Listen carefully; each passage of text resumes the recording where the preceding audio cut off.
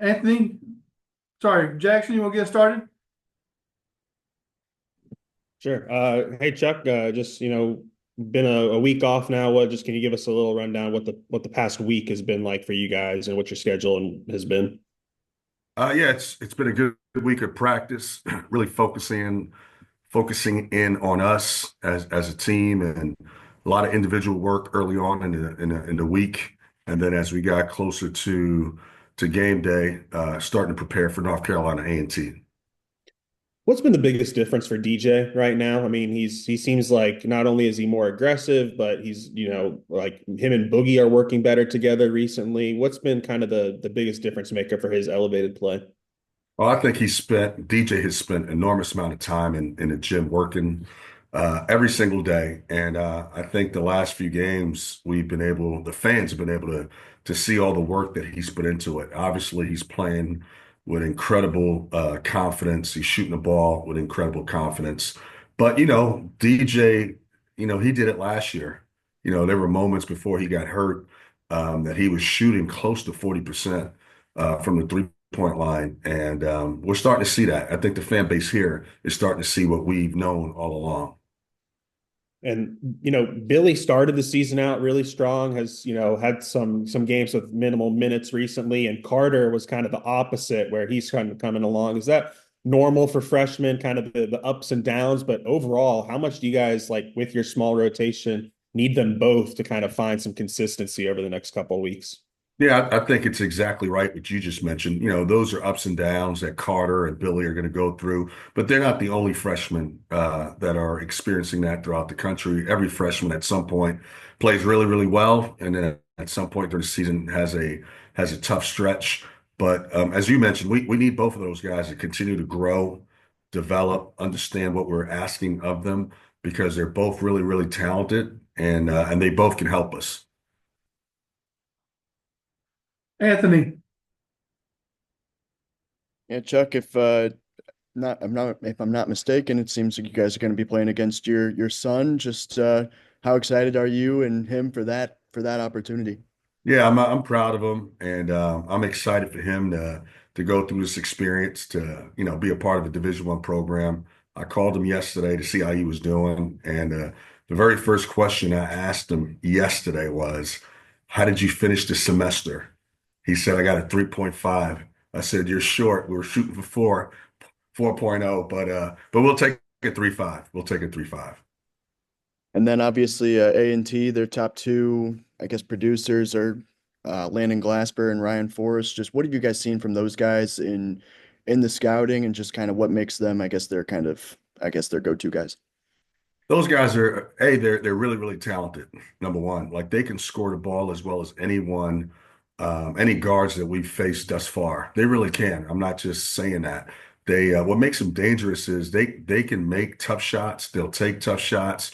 They can make it from deep beyond the three-point line, or they can pull up from the mid-range. And anytime you have a backcourt that can score on three levels, it makes it hard for the opposing team. So we've really got to lock in on those guys tomorrow afternoon. Yeah, and with Landon Glasper being a Fayetteville kid and then Ryan Forrest being another Arkansas kid, is that something you guys maybe consider at all? Them playing close to home or at home in Landon's case, that maybe they're gonna, have a little extra motivation. Is that something you guys consider at all? Yeah, absolutely. It's only natural for the local kid to play really, really well. I think we experienced that a week ago in New York City. Boogie and DJ played unbelievable. Obviously, Boogie's from New York and DJ right down the road. So this is no different. These kids are Arkansas kids. One in particular is from here in Fayetteville. So they're going to be pumped up, and rightfully so. They're going to have tons of support, family members and friends. So we're anticipating those guys, playing really, really well at a high level. Connor, Hey, Coach. Trevon Brazile has been really big for y'all the last couple of games. He looks like a completely different player than years past. Cal's kind of touched on it a little bit, but what has stood out to you about how he's kind of played this season? He's been great from day one. Let me start there. Like even in summer workouts, he really bought into what we were trying to teach or what we're trying to teach. He never resisted any of the teaching or philosophy. I think he's gotten stronger I think he's become more of a physical presence on both ends of the ball. He's not settling maybe for threes that maybe he settled for in the past, and he's attacking the rim with a force that we haven't seen in the past. TB is tremendous. We're happy that we have him. We're happy that he decided to stay another year, but he's really put the work into his game starting in the summer, but really picked it up in the fall, and we're starting to see that the last few games. And now, Adu Thero missed last game. Obviously, y'all have had a couple guys banged up. Do you expect to be at full strength on Saturday? We're still trying to figure that out. That's kind of been the theme of the year thus far. We've had a few guys who've gotten healthy, and then a few other guys have gotten banged up. So, but that's college basketball for you. That's college athletics. So it's day by day. But hopefully we'll have enough guys to compete and walk away with a win tomorrow. And then last one from me, obviously 2 games left before conference play. The SEC looks really, really stout this year. Just what have y'all kind of focused on and kind of improving? Is there one area that y'all see y'all really need to get locked down before SEC play starts? I don't know if it's one particular area. I know we've really put a lot of effort into our defense and taking away the 3-point line. When you have a young team, or in our case, a combination of a young team and new guys in the program, the biggest thing for us is for those guys to understand how we do it. How we do it here with Coach Cal, how we do it here in Arkansas, and that takes time. But I think the last few games, the fans are starting to see glimpses of what we can be, and we're starting to grow into a better defensive team. We're starting to become a little bit more cohesive on offense, as you guys mentioned DJ and Boogie playing well together, and TB starting to come along. So I don't know if it's one particular thing that we've been focused on, but defense, we're trying to tighten a few things up on the defense side of the ball, and we're starting to come along, as the year goes on. Jackson? Yeah, kind of building off that, Coach. When Cal first got here, he said it's going to be a process. We want to be better, January, February than we were in November. I'm just like, overall, has anything surprised you about the process here, maybe other than the injuries? And how would you kind of assess like where y'all are at as a team from where you expected to be at this point of the season when things got going? I think the biggest thing for us is, get better every practice, get better every week, every day, every week, every month. And I know it sounds like a cliche and coaches talk, but I think people who have really watched us this year can attest that we have gotten better.